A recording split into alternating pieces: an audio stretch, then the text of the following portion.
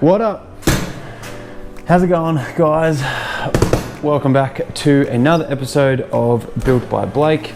I am Blake, of which the builds are built.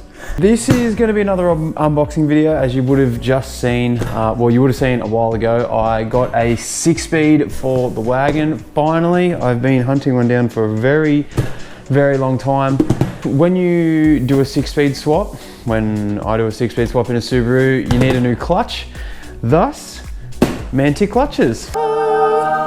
Clutches aren't that interesting, but when this rocked up and it looked like this, it looks like something out of like, I don't even know. I don't understand why it is packaged to this extent, but it is mint. It looks insane. Mantic clutches are like an Australian, like all Australian engineered clutch company, which is just, I don't know, another reason why I'm all about it, which is sick. The kit also came with this, which is a Flywheel in this particular case. Holy f***.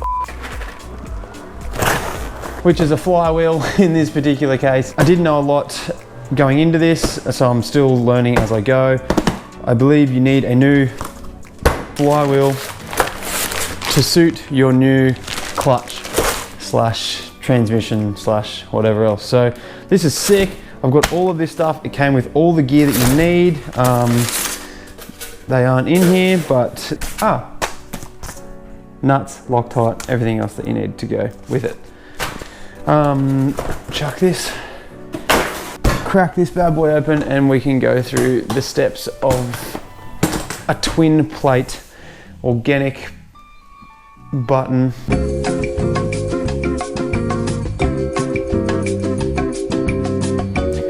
Twin plate organic cushioned sprung 6-speed clutch. Booyah.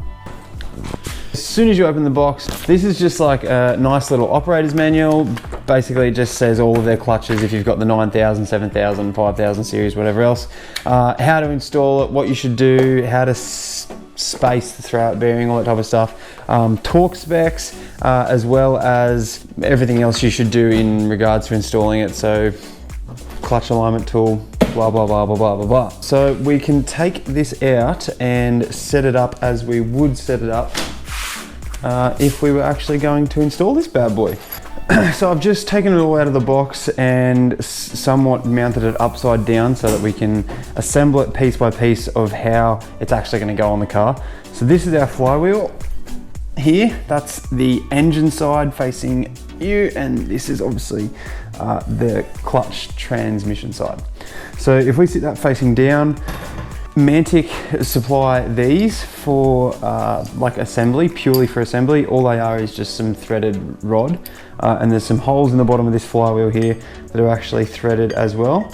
So you just slightly, I'm just going to do, there's probably 8 holes here. I'm just going to do 3 for the sake of the argument for this video, because I'm obviously not actually assembling it right now. And then they include these spacers here, which will sit over the top. Once again, we'll do 3. We'll do 3 because we did 3 rods. They sit as so, and then we can start assembling the flywheel. So we'll chuck this all together, and then we'll talk about a few things like a twin plate compared to a single plate, compared to other materials, blah, blah, blah. So the first thing, which is super nice, this is the first clutch plate. Now these are like staged. They do have sides on the front of here. You can't see that, but on the front of it, just here, it actually says flywheel side. So the first thing you do, obviously, that says flywheel side on that side. You'd wash this whole side down, this friction surface here. So you'd torque the flywheel to the back of the engine. You'd wash this whole friction surface down here with like brake cleaner, acetone, whatever else. Probably a good idea to wear gloves while you're doing it so you don't get any of the acid on your hands to get onto the thing. That then sits in the center of that there. Lovely. And then you take this intermediate plate. Just like credit to Mantic, that just obviously are just insane at what they do. Like, there's these little forks, like, which are obviously part of the clutch itself, but just for the purely of packing, they just pack little things of styrofoam underneath each one so they don't get any bends or anything in it like that. This is obviously purely unique to a twin disc setup. That is just an intermediate plate which just sits between both clutch surfaces and just picks up 2 clutches as opposed to 1. Obviously these are cut out for the spaces that are around the outside here, so you just line that up nicely like that and it sits perfectly in there. You then take your second clutch plate. Once again, exactly the same as the first one. This says pressure plate side, so this one is obviously, that has to be facing out to the pressure plate itself. That then sits in there. This is the part that you would put in your alignment tool. Then we take our next friction plate, which is exactly the same thing. Clean the whole lot down, sits on top of the spacers as so.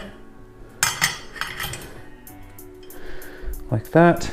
And then you take our pressure plate, sit it on top of that. This actually looks like I may know what I'm doing. And then there's this ring in here. I've forgotten the name of it. Can't remember what it is. It's no, I can't remember. Anyway, this is just a cover plate. Basically, that then sits on top of your whole assembly. You can put it through the rods that you just put on there. I think. Is there some way that this goes? I don't know. Yeah. That then sits in there like that, and you are good to go.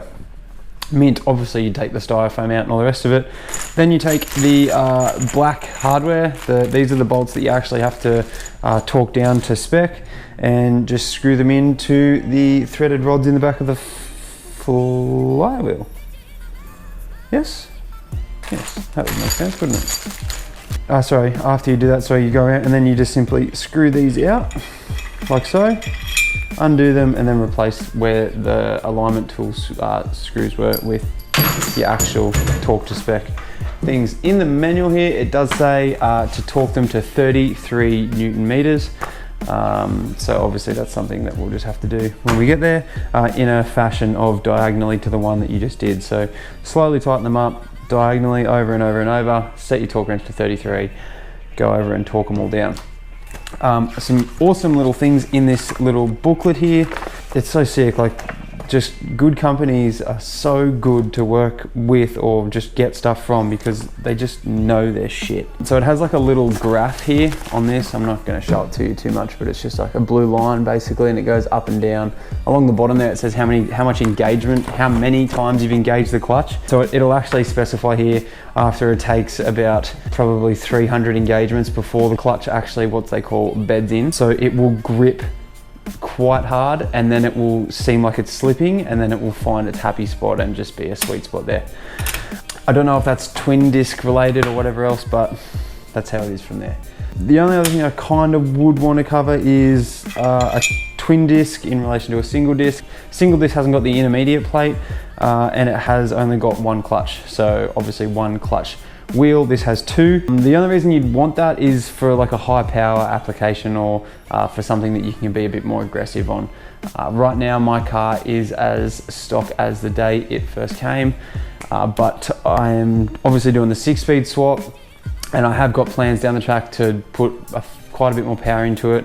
This isn't something that I was going to be like, maybe do this now and then in 6 months time have to replace my clutch when it's got more power. I'd rather just do it now. I've been told that the Mantics, in particular the Mantic twin plate clutch organic material, is almost, you can't even tell the difference between an OEM single plate clutch, which is exactly what I want. I didn't want something that's going to have to be a pain in the butt to drive and baby, and you're sitting in traffic and you're stalling it, and yeah, I just didn't want to have to do that.